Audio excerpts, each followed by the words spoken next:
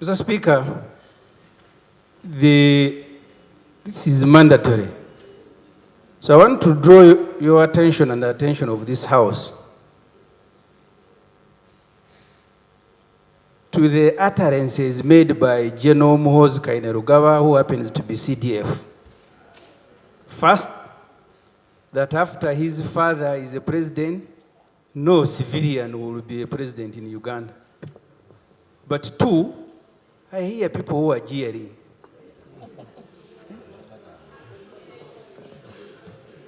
Two, that as a CDF, he has now endorsed the NRM chairman for the next presidential elections. These two issues go against the core principles of this constitution, that a CDF, a military officer, is endorsing a candidate of a political party. But two is also issuing threats that no civilian will be a president after his father.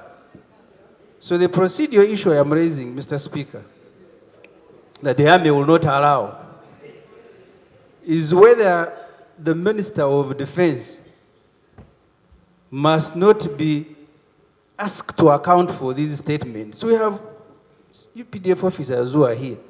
Most of the time they are be quiet. They fear to tarnish the name of UPDF. But there is one who consistently breaking all the limitations in the Constitution. So, Mr. Speaker, the procedural issue, because we took the same oath. You remember, even before you became a Deputy Speaker, we all took the same oath and made an undertaking, we shall protect the Constitution. The constitutional order is being overthrown when we are looking on. So Mr. Speaker, can you, using your power, ask government to explain why a particular UPDF officer can be allowed to overthrow the Constitution, announce which candidate to support, and issuing threat to civilian that he will not allow, or the army will not allow a civilian to be president in Uganda? Thank you. Attorney General.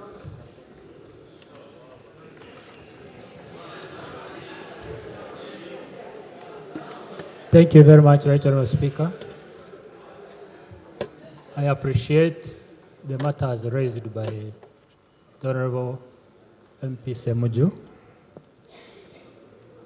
One, I want to say that Article 208, which says UPDF shall be subject to civilian authority, does not take away a right to have an opinion, freedom of expression, the rights and freedoms enshrined in Article.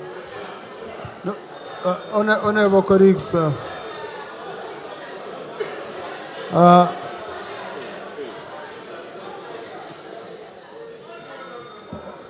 honorable colleagues, here we receive opinions. Whether you accept it or not, whether popular or unpopular, this is where someone should stand up freely, okay, and speak. So let's give the Attorney General a chance. He submits, then you can rebuttal. Yes, but now if you don't want him to speak, if you don't want him to express his opinion, and you remember a honorable member has asked me that I should ask government, and I've asked government. This is the chief advisor of government. Where else would I go? So please, Honorable Attorney General, complete your point. Chapter 4 of the Constitution is one in which the Bill of Rights is enshrined. And at no time does the Constitution tell us that Article 208 ousts Chapter 4 of the Constitution. Being a military man does not put you outside the ambits of Chapter 4 of the Constitution. You retain the right to express yourself. You retain the right to form an opinion. It would be different.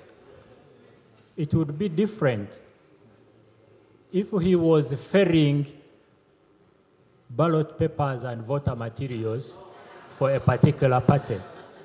And even then, if he has to do it for security purposes under the circumstances, each case would be adjudged based on its facts. I beg to submit. Thank you. Since we allowed the Attorney General, we can also hear from the Shadow Attorney General. Thank you, Right Honourable Speaker.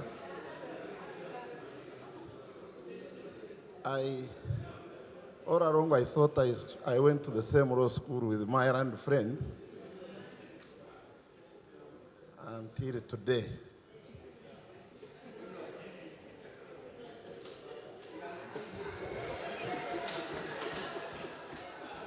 Well, I'm not saying that I'm disappointed because he has expressed his opinion, but I think it is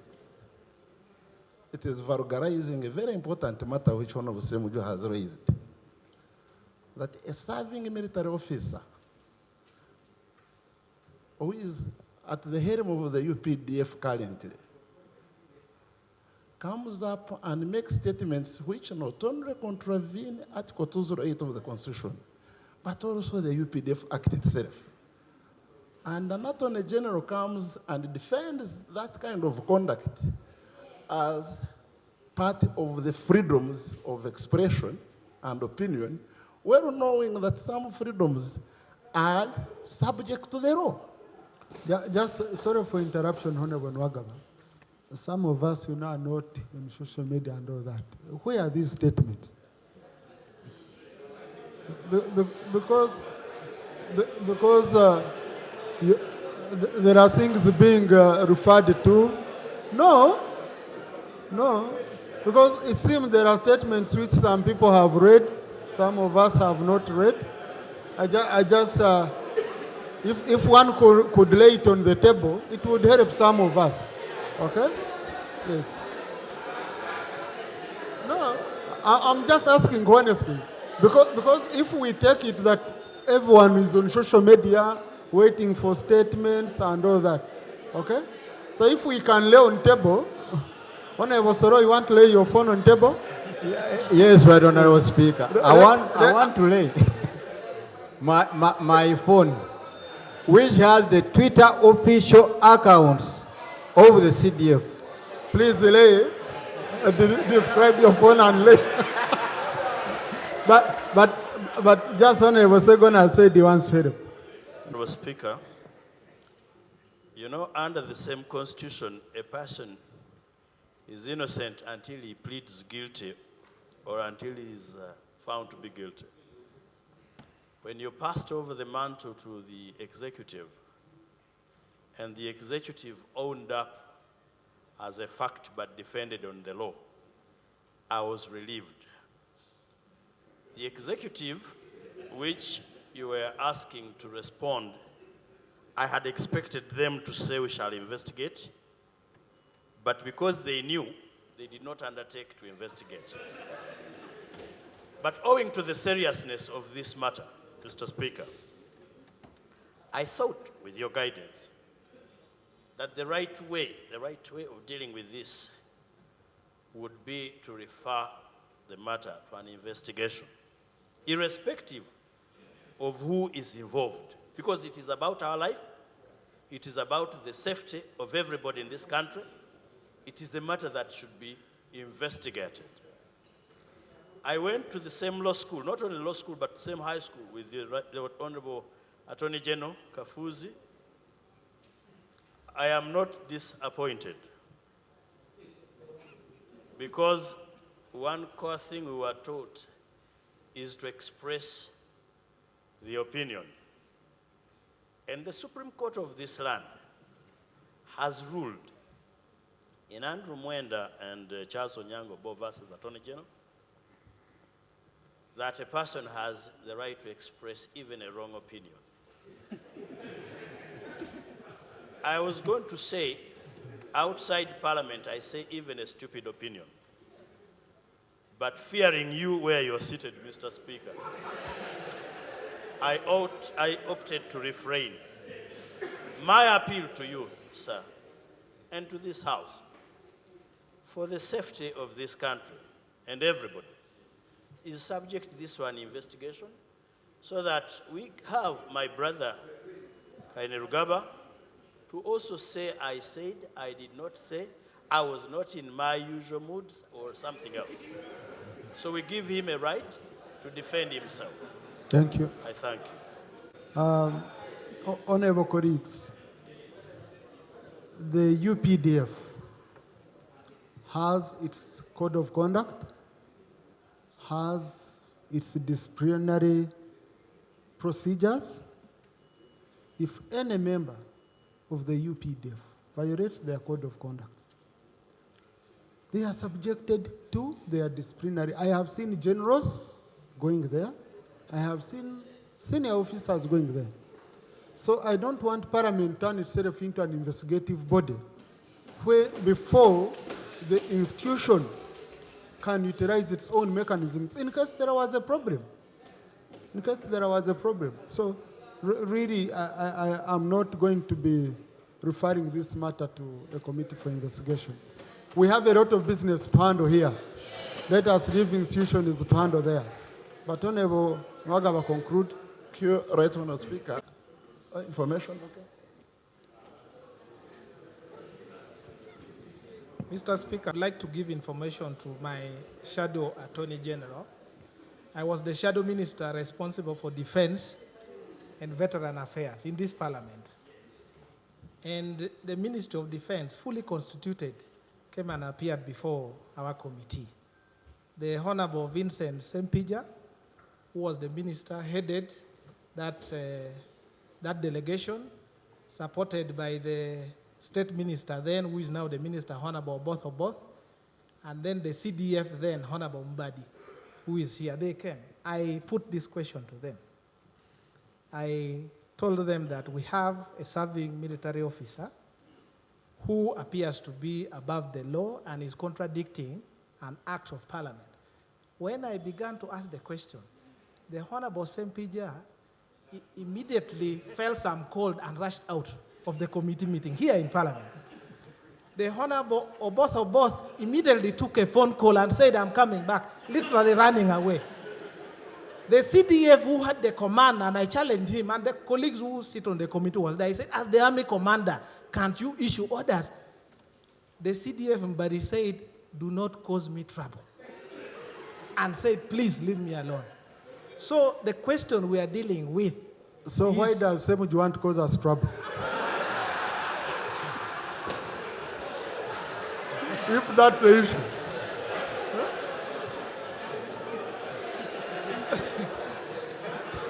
So, Mr. Speaker, so first I want to give that information, but now, Mr. Speaker, you also see that the trouble wants to come to you. No, but the issue I now. hope Honorable Ssemujju has heard.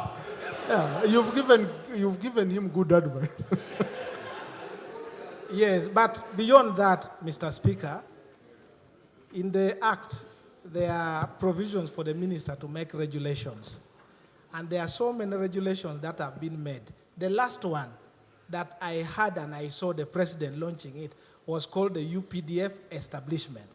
By law, every regulation made by the minister must come before this Parliament so that we can scrutinize to see whether they conform to the spirit and letter of the law that we have made here. That act has not come. But I saw the president and the people who briefly explained say the commander-in-chief, who is given powers by the Constitution and the Act, has now delegated some powers as a commander-in-chief to somebody else. That is extremely contradictory to what we have here. Because, as you know, the commander-in-chief is protected, he has immunity, and etc. I therefore want to request that you prevail over the Ministry of Defense to bring that act here, that regulation, the UPDF establishment, so that we can interrogate the powers that the policy, the regulation has given to the CDF. He may be acting because the powers are provided in that, so that we can nullify it. Otherwise, one day we'll wake up and then you will find that there is no government elected by the people and someone is prevailing over a government which is unconstitutional. It's a danger that we should take care of. That's the information I'm giving. Attorney General, specific on that issue of UPDF establishment. Right Honorable Speaker, I will send it to Oduru Jonathan, my honorable colleague. Yes, there are regulations made. And if you are concerned that they have not been tabled in Parliament for purposes of perusal, the Ministry of Defense can do that because it is well within the right of Parliament. Be that as it may, my senior colleagues, the Shadow Attorney General, and my former head boy, the Honorable Segona, cannot legally point to any clause in the Constitution that ousts anyone's right to freedom of conscience, expression, and having an opinion.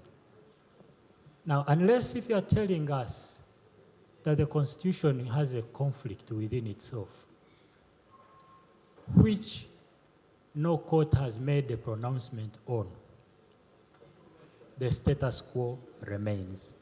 I beg to submit. How I've closed it is how it has been closed. Because I pronounce myself, I pronounce myself twice. Number one, that this is a matter, if it violates any law to do with the UPDF, it has its disciplinary procedures. It will handle. Number two, the official spokesperson of government is here. Okay? Official spokesperson. Is this a government statement? An official statement of government?